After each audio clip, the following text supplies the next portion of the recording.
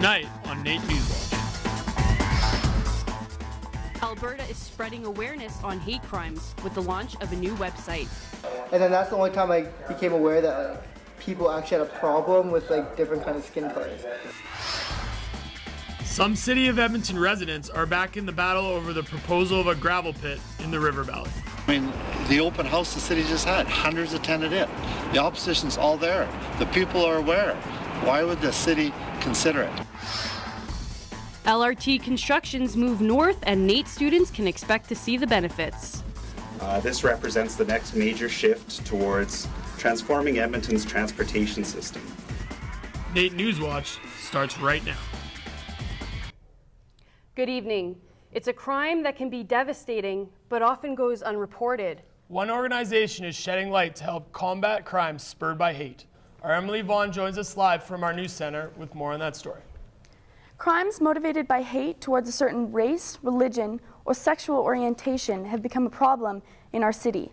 The Alberta Hate Crimes Committee, a collaboration between the government, police, and the community, is working to help educate and create a hate-free Alberta. Hate crimes are the type of crime that can be particularly destructive to society. Andrew Dutkowski, who grew up in small-town Alberta, spent much of his life dealing with prejudice and being bullied for something out of his control, the color of his skin. Three of them had a bunch of twine in their hand. They ran around me until they pretty much tied me up and they dragged me around the playground. While bullying is not technically a crime, it is small incidents like this that can snowball quickly into hate crimes. Some examples of hate crimes include assault, mischief, distribution of hate propaganda, and the uttering of threats. Only 1 in 10 hate crimes are ever reported in Alberta. Stephen Camp of the Alberta Hate Crime Committee hopes that through the launch of their new website, more victims will be encouraged to come forward. We want this to be the go-to place as years go on for people to acquire knowledge, tools, and a proactive effort, and then finally a reactive response to hate crime in their community. City Councillor Amarjeet Sohi addressed members of the community on Monday at Campus St. Jean for the launch of the site. April 11, 2011 was also declared Hate Crime Awareness Day, with a theme focusing on the impact of hate crimes on victims and communities. Hereby proclaim April 11th, 2011 Hate Crime Awareness Day in Edmonton. After his ordeal, Andrew would like to see a change. It's more about education, probably, to hit them in the schools, because you can't change the people we are. We can change what we learn, but you're not going to change people for who they are. The Alberta Hate Crimes Committee has been working since 2001 to help create an inclusive, safe environment for all Albertans and to ensure that situations like Andrew's never occur. Emily, how are hate crimes different from any other crime? Well, a hate crime is what is known as a message crime. It often creates feelings of victimization, vulnerability, and fear in a particular group. How do you report a hate crime? First of all, you're going to want to go to albertahatecrimes.ca and read what exactly makes a hate crime. Then report it to police, making sure to specify that you believe it was in fact a hate crime. Thanks, Emily. That's Emily Vaughn reporting live from our news center tonight. You're watching NAIT NewsWatch. Edmontonians thought they had won the land battle back in 2008 when the city denied Qualico's proposal of a gravel pit in a section of the river valley in southwest Edmonton. Some city residents are back at it as another company proposes the same idea. Daryl Ann Hutchings has more. The City of Edmonton's bylaw C531 protects Edmonton's ecological balance. Many of the citizens in the area of the proposed gravel pit feel that if the city accepts Canada's proposal, that this is going against their own bylaw. I mean, what more can we do? In 2008, Roger Pogue headed the fight against Qualico and represented the members of the community that surround the piece of land in question. Now he's at it again. Canada Métis Cultural Enterprises wants to dig up gravel from a 32-hectare portion of property it bought in 2009. The land sits between the North Saskatchewan River and 199th Street. I travel those routes from time to time, and the thought of having large number of trucks going up and down those routes is of great concern to me, and certainly in terms of the children that go to school in that area and that travel on school buses. It's just a terrible idea. The application includes a proposal to amend the city's municipal development plan to exempt the site from the city's policy, which states that resource extraction is prohibited in the North Saskatchewan River and ravine system. After the 3 to 5 year plan of extraction, Canada wants to build a cultural centre and park. We've been told they don't have finances for that. We've been told from reading the application that the most likely option is for their desire is to swap the land after the gravel is extracted to the city for low-cost housing. So it doesn't sound like there's any intent to stay there as a park. City of Edmonton Councillor Ben Henderson feels that the city has already decided on the fate of this land. I would argue we've already made the right decision. I would argue that when we passed the municipal development plan and said that here are the rules and we're not going to do resource extraction from the river valley, that we've already made that decision, and I don't even understand why it's coming back to us under those circumstances. I mean, the open house the city just had, hundreds attended it. The opposition's all there. The people are aware. Why would the city consider it? NAIT NewsWatch attempted to contact Canada Enterprise to comment, but our calls were not returned. Citizens of Edmonton and city councillors continue to fight to protect the river valley. The North Saskatchewan River Conservation Society is asking Edmontonians to take it into their own hands by writing letters to their local city councillors asking them to deny Canada's proposal. Thanks, Daryl Ann. That's Daryl Ann Hutchings reporting from City Hall. Edmonton is proposing a bylaw that would separate massage clinics from parlors. At the moment, all massage parlors in Edmonton are grouped into the same category. To have a system of regulation that actually reflects the reality of the world, as opposed to people getting licenses and pretending that they're doing this and that kind of thing. According to Staff Sergeant John Fiorelli, police don't seek these places out and don't want to create more work for themselves. They only investigate when tipped off by people. It's one of those things that everybody doesn't really want to talk about because it's sort of icky, but it means that we haven't been able to step up to the plate and deal with some of the spin-off concerns that may happen. The people are choosing to look the other way when it comes to parlors. Sometimes the name of the parlor can be an indication of the activity inside of it. The bylaw is in no way will be making prostitution legal. The city is taking the next major step in transforming the way we get around in Edmonton. This will begin with the launch of construction of the North LRT line to NAIT. The 3.3-kilometer extension from Churchill Station downtown to NAIT is the first segment of a planned LRT expansion to the northwest Edmonton city limits. This represents the next major shift towards transforming Edmonton's transportation system to a more sustainable model. Construction will begin on May 2nd with a 4-block closure on Kingsway between 102nd Street and 106th Street for 6 months until October 15th. City officials are hoping to open the LRT line by 2014. For more information about the extension or any other LRT inquiries, you can visit edmonton.ca/NLRT. Police are doing their part to help solve a number of thefts and break-and-enters from industrial parks across the city. Because industrial parks are often located on the outskirts of the city, they are prime targets for theft. Even large pieces of equipment such as bobcats and caterpillars are being stolen.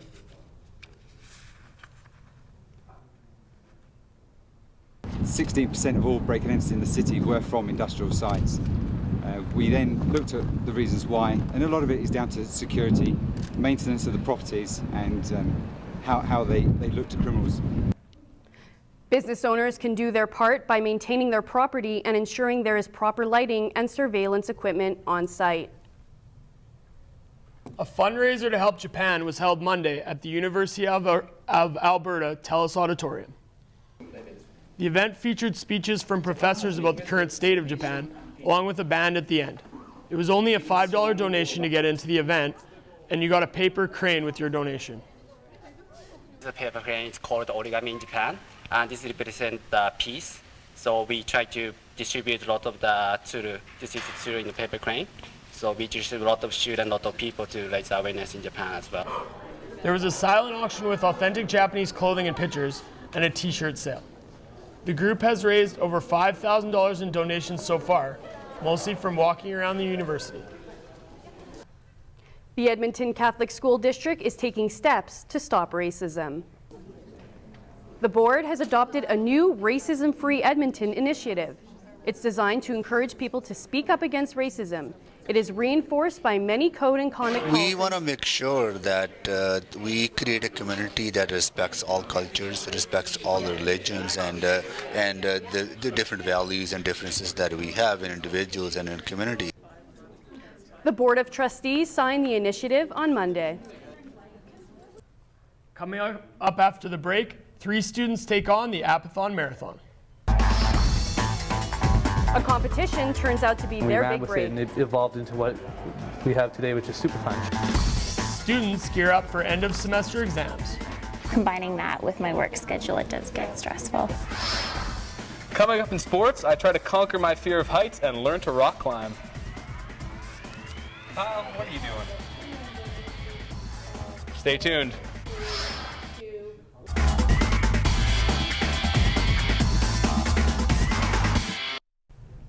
The Canadian Apathon took place in Toronto this year. 4 local Edmonton students from the University of Alberta and NAIT came back with a $25,000 check. A team made up of 4 childhood friends entered the Great Canadian Apathon contest. It is a 48-hour programming marathon to create games for the Windows Phone 7 platform. The contest was 48 hours. We slept 6 hours each day, so we've probably spent about 30 hours each making the total 30 hours for people to make the game. The contest was open to Canadian post-secondary students, and the first prize of $25,000 was awarded to Peter Parker and Tyler St. Marie of NAIT, and Jeremy Burns and Stephen Baden of the University of Alberta for their game called Super Punch. The 4 friends plan on using the money to open up their own studio. Here's hoping for good weather. Alicia's outside with us. How's it looking outside, Alicia? You know, it's not bad, and we've been holding out for the good weather. Albertans woke up Thursday morning to blizzard-like conditions and no shortage of wind, but thankfully it looks like it passed. Let's take a look at the boards and see what we have coming for Monday. Over in Calgary, it's a mix of sun and clouds, a high of 2 and a low of -10 with 15% chance precipitation. Moving west to Jasper, there's a chance of flurries, mostly cloudy with a high of 5 and a low of -9, but a 40% chance of precipitation. Fort McMurray, it's partly cloudy there as well, but they shouldn't see any rain. They'll have a high of 4 and a low of -6. Here in the capital region, we'll see a mix of sun and clouds with a high of 5 and a morning low of -5. Record temperatures for this time were set in 1910 with a beautiful sunny beautiful 25 degrees, and the low was -17 set in 1890. Weather brought to you by NR92. So it might take a few days for the sun to actually come out. We're looking into clouds next week, and come Thursday, Friday, the sun should come out for Easter weekend with 10 to 15 degrees next weekend. Keeping my fingers crossed. Looking forward Me to too. that. Thanks, For guys. sure. Thanks. Final exams are a time filled with dread for post-secondary students. With exam dates getting closer, student stress is reaching a peak. Sean McClune reports.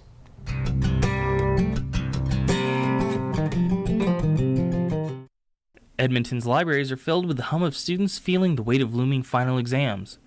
Many, like NAIT student Rachel, may be forcing themselves into a schedule doing more harm than good. I rely on coffee. My diet gets pretty bad. I just eat out of convenience, so a lot of fast food, staying up late for sure. Improper nutrition and a lack of sleep are a common problem among students preparing for exams. This is a time of increased stress. Most students are winding down for the year, lots of project work and on top of exams, so it's lots of students are feeling pretty like everything's coming at them from so many different angles, and they're feeling pretty overwhelmed. Students in study mode tend to eat fast foods or stress-eat foods high in simple sugars. While convenient, they lack glucose, the brain's main source of fuel. When we eat simple sugars, our blood sugars tend to skyrocket and then dip down really low, and that can have effects on memory and performance in exams. To help keep your stress at a minimum, spread your meals and snacks out evenly throughout the day. Make sure to eat a breakfast of whole grains, fruits, and vegetables, and keep healthy snacks like low-fat yogurt nearby to avoid bad snacking. And keep active. Exercise is a natural stress reliever.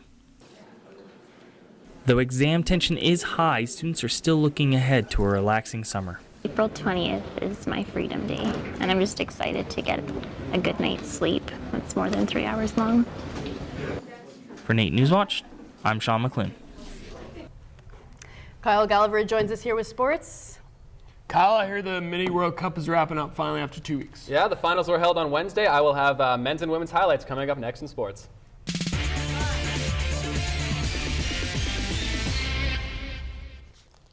For 14 days, the best soccer players in Edmonton competed for their respective countries, and it all came down to this. Croatia in blue, England in white, and England would get on the board first. Ryan Walker showing off some nice feet, gets around the defender, puts it up top, and then takes a little love from the crowd. Croatia will tie it up, though. Paul Pavicic puts the shot on. The rebound comes out. They just keep banging away at it. Eventually, it'll go back to Pavicic, who puts in his tournament-leading 10th goal. 1-1. Croatia would take a lead early in the second. Again, it's Pavicic putting it on net. It actually goes off an England defender into the net. Still counts. 2-1 Croatia. Then with less than 8 minutes left, England comes in. It's Spiller to Drummond, who beats the goalie. That'll tie things up at 2. Now with under a minute left, a costly giveaway by Croatia. Eric Pennell comes in. There's a couple rebounds. Eventually it's headed in by Garrity. They make it 3-2 with just 37 seconds left. They are pumped up. They would add the empty netter and go on to win as the 2011 Men's World Cup final champions.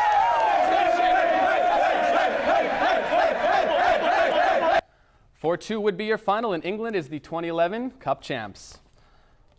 On to women's action, and hey, there's female athlete of the year at NAIT, Leanne Kadatz, warming up for the Netherlands. We got a couple donuts on the board after the first half, so we'll just jump to the second. The Netherlands get on the board first as it's Rebecca Wutzke with the goal. They're getting pumped up. It's 1-0. Portugal will tie it up a few minutes later, though, as DeAndrea gets the roller by the goalie. That makes it 1-1. A few minutes later, the Netherlands will add to their lead as it's the dreadlocked wonder, Lindsay Monkman, putting in the ball as she falls down. That'll give the Netherlands a 2-1 lead. But with under 5 minutes to play, a great individual effort by Sheeta Tracy. She goes in, beats the goalie, ties things up at 2 with just 4:30 left in the thing. It'll go to extra penalty kicks. Portugal ices it with a 5-4 win in penalty kicks. They are the 2011 champs. Thank you very much for supporting us again for about 15 days. We'll see you next. So 3-2 is your final, and like I said, Portugal wins 5-4 on penalty kicks. The athletics season is over at NAIT, and coaches have switched their focuses to recruiting for next year. The recruiting usually starts in the fall when recruitment packages are sent out to potential prospects. UK's men's hockey head coach Serge Lajoie is one of the coaches working hard to have a good crop of recruits for next season. He has been targeting players in the AJHL and WHL in hopes of interesting them in coming to NAIT. You know what, I can't make the decision for them, but you know, I try to do my best job to sell them on why this would be the best place for them to continue their development as a person and as a player. Lajoie already has some players interested for next season, including a former Oil King. Edmonton foosball players are gathering this week to battle it out for foosball supremacy. The Alberta Provincial Foosball Championships are being held this week in West Edmonton Mall in front of HMB. The event features over 100 players playing for a variety of prizes, including a top prize of $1,000. The tournament will also be the first in Canada to be played on a fireball table. It's a hot new table in foosball. They've thought of everything and made the most incredible foosball table that's ever been made. The tournament runs all weekend and will wrap up with the finals on Sunday. I felt like my head was in the clouds anyways, so for this week's End Zone Challenge, I learned to rock climb. For this week's End Zone, I'm down at Vertically Inclined, and I'm going to learn to climb a wall. I'm here with Jason, who's going to teach me how to climb the wall. So Jason, when somebody comes in for their first time, what are kind of the steps you go through with them? Sure, the first thing is to come in and start getting geared up. So we've got shoes and harness and that sort of stuff that we're going to get you into here in just a few minutes. Climbing is an activity that is enjoyed by people of all ages. So we start our programs with age 5, so the young kids get in here and get a chance to check it out, see what it's all about. And then, adults, and we've got people into seniors who do climb and keep it a regular part of their fitness. I put on my safety harness, climbing shoes, and chalk bag. And after a quick safety lesson, it was time to climb. I'm extremely scared of heights, so I had to work up the courage to start climbing. I made it up the wall, but wasn't too keen on coming down. Yeah! All right. So now what? All right, I got you. You can sit back and let go. Sit back in your harness. I don't want to. Eventually, I decided to trust the rope and let Jason lower me down. Almost as soon as I got to the ground, my arms started burning. It is a workout, let me tell you. Climbing's a kind of unique sport in that it's a full body workout and it's a very good kind of toning workout. It's also a systems thing, so rather than going into the gym and isolating one muscle, this works a whole bunch of muscles working together. So it gives you better balance than lots of other activities. With a little encouragement, I gave climbing the wall another shot. It was actually a lot less stressful the second time. I even had a little fun on the way down. So I conquered my fear of heights. At least for one day. That's this week's End Zone Challenge.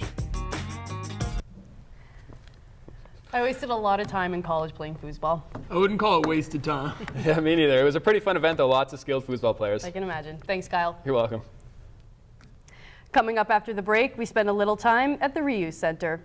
Find out how they are helping people in this community. The Reuse Center collects a variety of different items that people would normally consider garbage. Coming up in entertainment, there's a new monster truck in town. What happened to my car? Hair for NAIT NewsWatch personalities, sponsored by Carriel Salon and Spa. The expression someone's trash is another person's treasure takes on a whole new meaning at a unique waste management center in our city. We visited the Reuse Center in downtown Edmonton. The Reuse Center is unique as it deals with items that are not accepted for reuse elsewhere.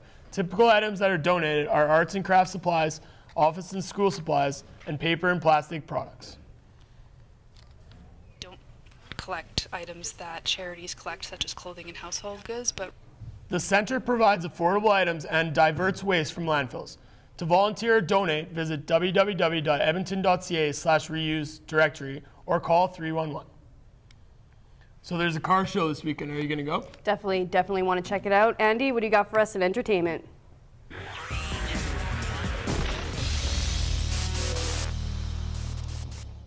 Ladies and gentlemen, start your engines because this weekend is the 2011 Edmonton Motor Show.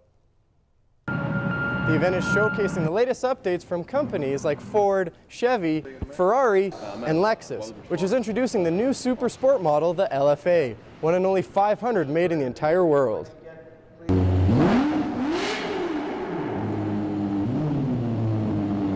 There's also a new feature presented by General Motors that allows a person to start their car, check their oil and tire pressure, all from an iPad or Android device. And special guest Brett Wagner, who is host of Speed Channel's Pastime, is more than just happy to attend. It's cool. I mean, we just got to see a brand new Lexus unveiled and the brand new Ferrari. I mean, where do you get to see that stuff? So if you want to rev up your engines, the Motor Show runs until the 17th. What is 11 feet tall and weighs over 10,000 pounds? Insert fat joke here. No, it's a monster truck.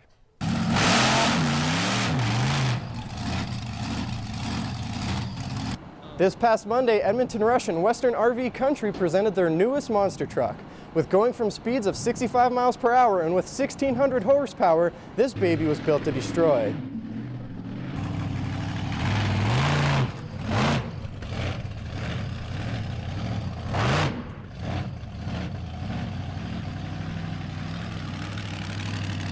By the time we're done an event, there has been not much left of these cars, not recognizable at all. Like this one here, we didn't flatten the tires, but it normally is level.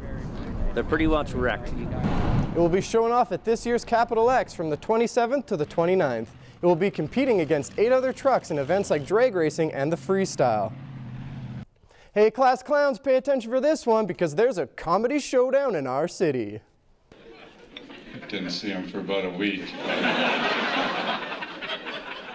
This past Tuesday started off the funniest person with a day job contest at the comic strip. Over the next 7 weeks, 35 comedians will be competing in this comedy contest. Limp Bizkit fan club had. Every Tuesday, 3 comedians are selected to move on to the next round until they narrow down through all the different kinds of acts. We have women, we have men, we have old, we have young. That's the beautiful thing about comedy is there's really no one moniker that says, okay, this is what fits a comedian. The grand prize for the contest is $1,500, and for tickets, go to thecomicstrip.ca. And hey, if you're going to miss me over the summer, you can catch me performing in the contest on April 26. Superhero spandex was so 2010 because it's all about chainmail and hammers for the new movie Thor.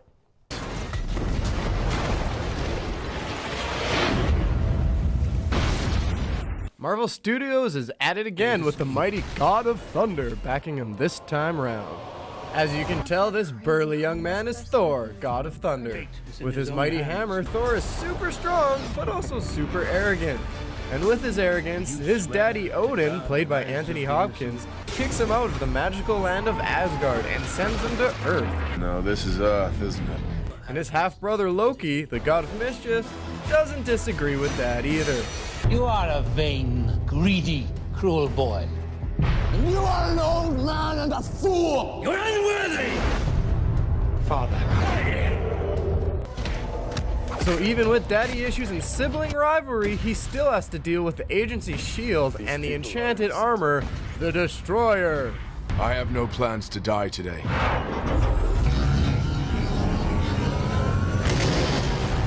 But Thor makes up for his bad luck with meeting the beautiful Jane Foster, played by Natalie Portman. Name? He said it was Thor? So grab your meat and Viking helmets because Thor comes out May 6th. If you're in the Edmonton area, call in and give the right answer. You could win some passes to Thor. The question is, what is Thor the god of? Call in and leave the answer with your name and phone number. Call in at 471-8629. That's all for entertainment. That's all we have for NAIT NewsWatch. You can check us out on our website at www.naitnewswatch.ca. Have a good night.